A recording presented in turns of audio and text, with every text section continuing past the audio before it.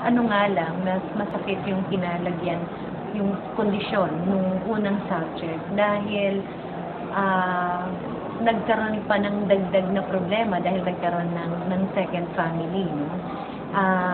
Parang sinasabi natin dahil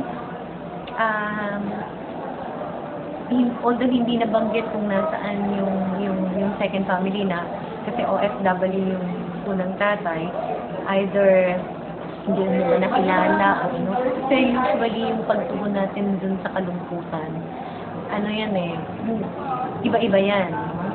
Sabi nga may ibang individual na ganito niya, lulunasan yung kalungkutan na ginagawa niya, yung that thought of you're working for the family, for your children, and yet makikita natin na yung kanyang mga anak, no, ay ayaw na masira yung pamilya, given the fact that alam nila na meron silang mga kapatid sa ama. Na kahit, syempre, masakit talaga, todo yung sakit na pinapakita ng nanay, ng asawa. At may sakit din naman yon, no, doon sa mga anak.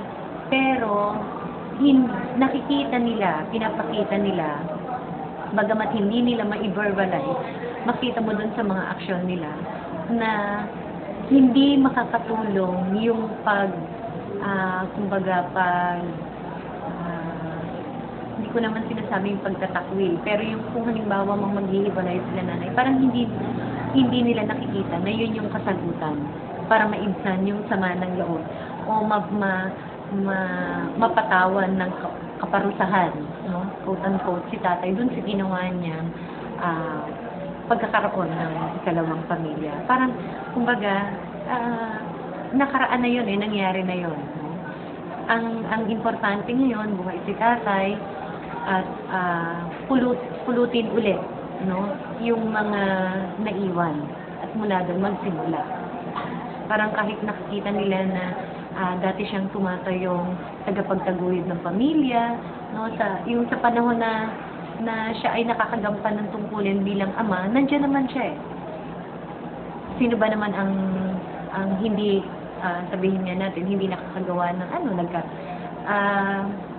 nakagawa siya ng ganon for some reason or another, ando na yon. Kumbaga, ang pinupunto nung anak na babae, kahit na nga sinasabi na medyo pasaway si tatay kasi matigas ang ulo, sinusuway pa rin yung mga hinahabili nila, lalo na sa usapin ng pag-aalaga dun sa kalusugan niya dahil hindi tumutupad dun sa mga dapat kainin and things like that. Pero hindi nila maipagpapalit doon sa presensya ng tatay nila. Mas gugustuhin pa rin nila na sama-sama sila kahit na nahihirapan sila economically and psychologically, emotionally. Sa ano na yan kumbaga whole package.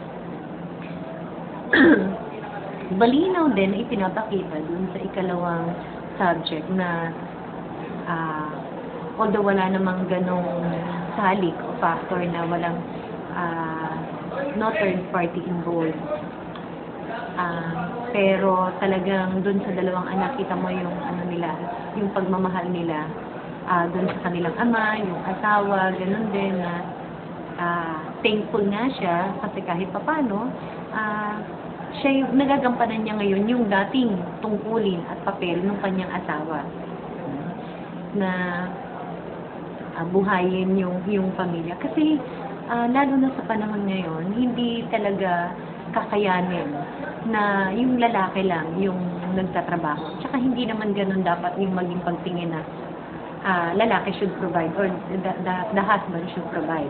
In fact, sabi nga dun sa yung sa unang subject, di ba, na kahit na OFW siya at may trabaho siya, tumutulong pa rin siya, di ba? Dahil 3 yung anak nila na pinag-aaral nung time na yon.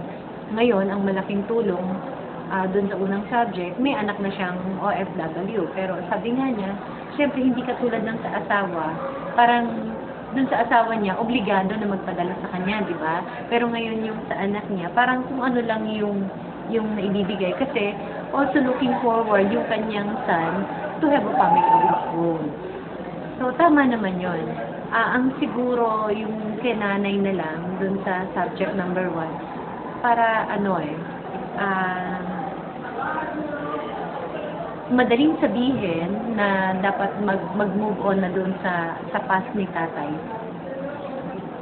Pero nakakadagdag sakit doon sa emotional yung nung panahon na ikaw ay sabihin na natin nandun sa kabilang di ba, na hindi namin alam, kami ginagampanan namin yung tungkulin natin.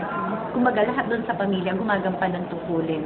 Ngayon, nadodoble yung hirap kasi nakikita ko na yung feeling ng mag-isa kong hinaharap, yung tungkulin ng pagiging ina, pag-provide, tapos ngayon, eto ka. Yung physical and yung emotional yan Siyempre, pag napapagod ka physically, yung emotionally mo, bagsak yan. Diba? Na parang mahirap ka na lang, yung ganito, after what you've done, ito pa ba yung normal yon. Pero kailangan niyang umabante doon sa ganung emotional na kalagayan. Otherwise, up to the end, magiging bitter siya. O yung sakit, laging nandun. At yun yung makakapigil sa kanya para din matulungan yung kanyang asawa. Kasi lalala at lalala pa yung kanyang kondisyon. Aabot din dun sa punto na magiging bedridden